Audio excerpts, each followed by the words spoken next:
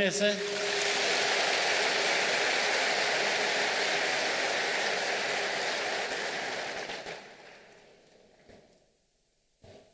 Vice Chairperson,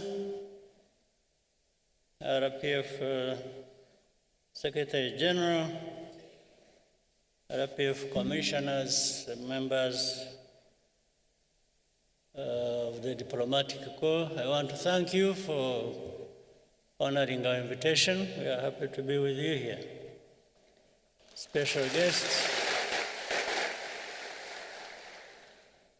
guests who have also joined us from different parts of the world.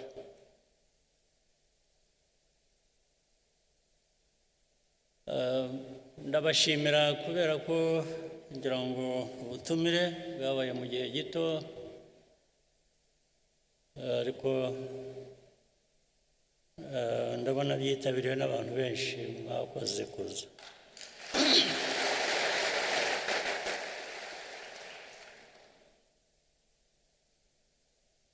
Uyu mwanya ndagira ngo tugire ikiganiro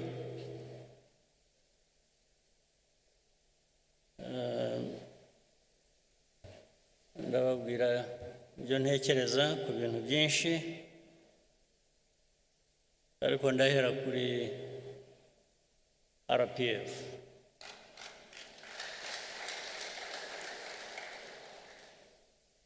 RPF ifite umwimerere wayo, ifite izina, ifite ibiranga bihagije, ifite noneho amateka. Ayo mateka dusobanurira byinshi ku byo dushinzwe, ku byo buri munyarwanda ashinzwe aho yaba ari hose, umurimo yaba ari hose. Noneho bikanasobanura igihugu uko abanyarwanda bakifuza, ibyo ndetse bigatuma havamo kumenya neza inshingano za buri wese. Igihugu twifuza ubu ni twe, ariko icyo wifuza ukigeraho ute? Inshingano ihera ku muntu ikarangirira kuri twese hamwe, buri muntu umusanzu we yazanye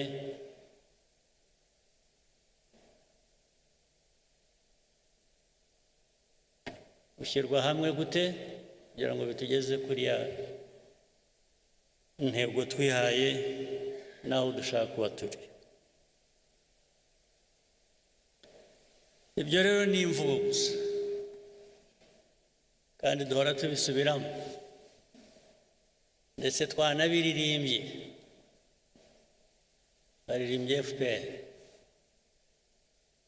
ariko ibyo byose twabikora twagira, hari ikigomba kugaragara ku banyarwanda no ku Rwanda. U Rwanda ruvuye he? Rugeze he?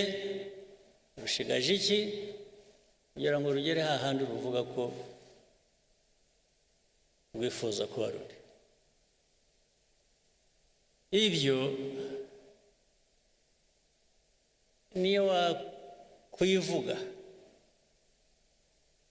ukavuga ibyiza byawe, ukavuga ibyo ugezeho, ibyo wavuga byose hari igipimo cy'abantu,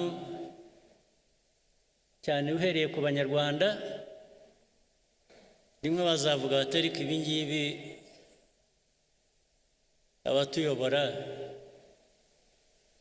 aba bayobora RPF, abayobora igihugu muri rusange, ubwo hagiyemo n'abandi batari RPF,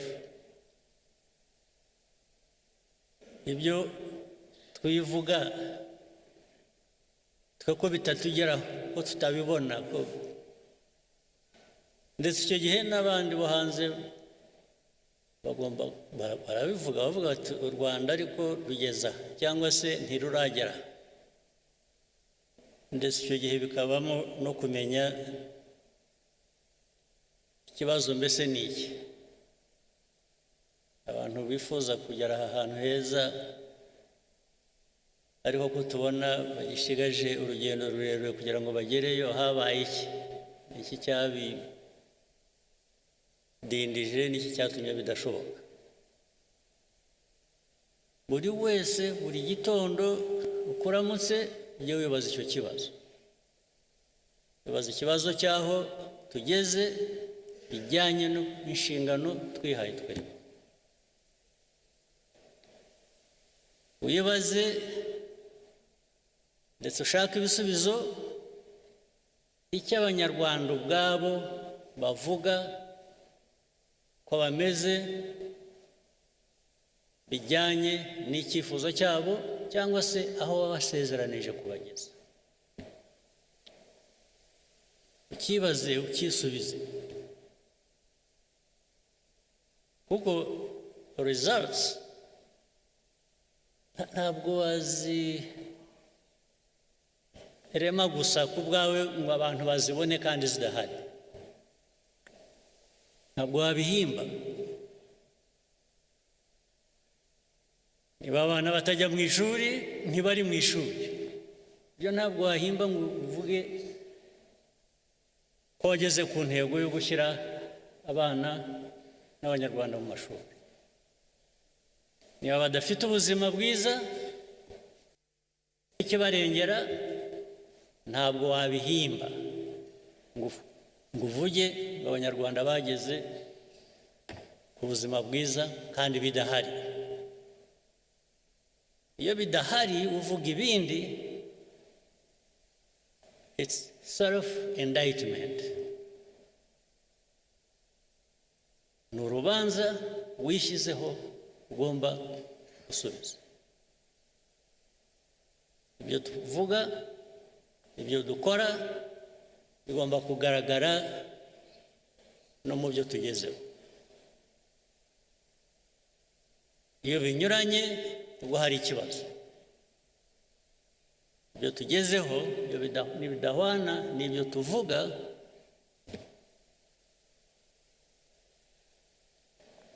n'ibyo dukora, hari ikibazo. RPF rero uyu mwanya tuba tubonyeho iki kiganiro ni ukutwibutsa, ni no kugira ngo twisuzume, umwanya wo kwisuzuma.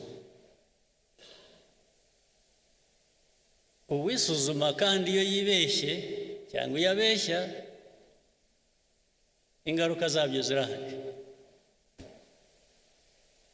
Niwisuzuma ugasanga nta ndwara ufite, wari uyifite, iyo ndwara irakwica.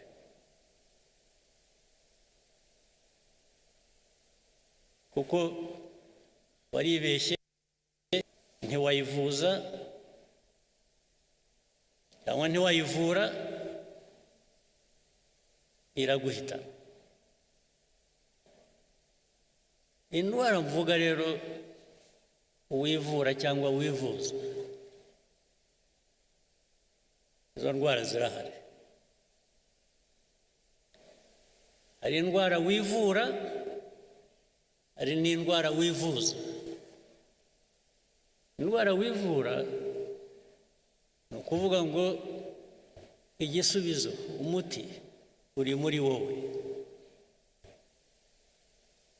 Uribaza ukavuga utari ko inshingano jyewe mfite ndazuzuza. Ntabwo ari ikibazo uzabaza abandi nabo bafite izo nshingano.